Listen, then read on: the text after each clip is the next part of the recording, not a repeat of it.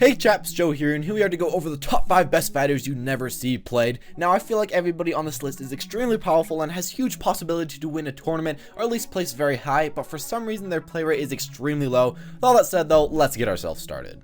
So to get the ball rolling, we got ourselves Toon Link. So with Toon Link, we have a very weird case. Essentially, he's overshadowed in most cases by Link, but in general, he is a better character than Link. I mean, Toon Link has more combos, a better ability to spam projectiles, he has a beast kill throw along with being much faster, having a smaller hitbox, and of course having better smash attacks. There's a ton of reason to pick up this guy, but I feel like the main reason why people don't is simply for the fact that Link is a lot more popular and just a lot more relatable, and is also a lot easier to play than Toon Link.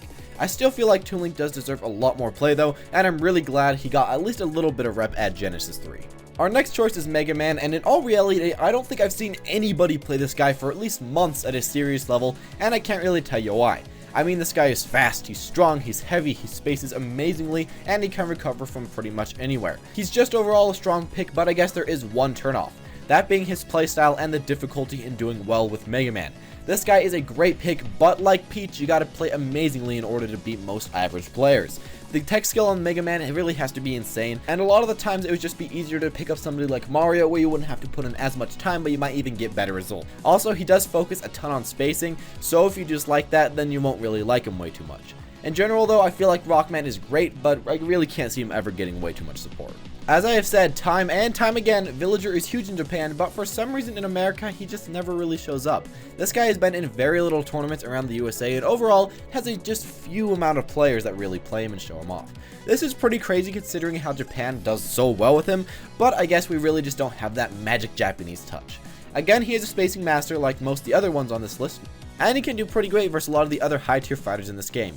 I guess in the end, the USA just really loves those fast characters that go in, are very aggressive, and just do that in their gameplay, and really Villager does not supply that as much as most of the other characters that we see a lot more often in the US. So Lucario is one of those fellows that it seems like nobody can place on the tier list. I mean, at early percents he's kind of worthless, but at later percents he shows Sheik and the others out the door. It's a really weird time trying to place him on the tier list, and maybe just this lack of knowledge shoos away a lot of players from playing the Aura Master.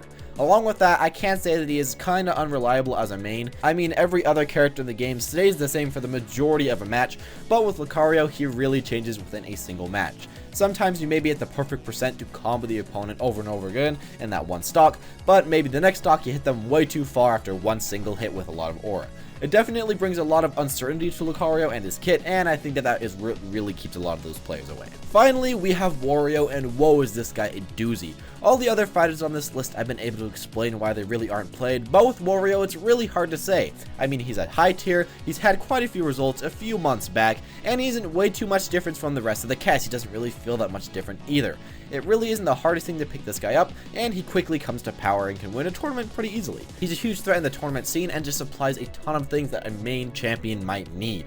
In the end, I guess Wario just doesn't fit the majority of people's playstyles, and this made him quickly fade into extinction, but I could see in the future if he does get a buff, a lot more people jumping onto the Wario hype train. And there you have it, my personal list of the top 5 best fighters that you never see played. If you did enjoy the list, then make sure to smash that like button and subscribe for future videos. Comment down below who you would like to see in the next top 5. And as a quick side note, I am still making that Pokemon top 10 video. It's just taking a lot longer than expected.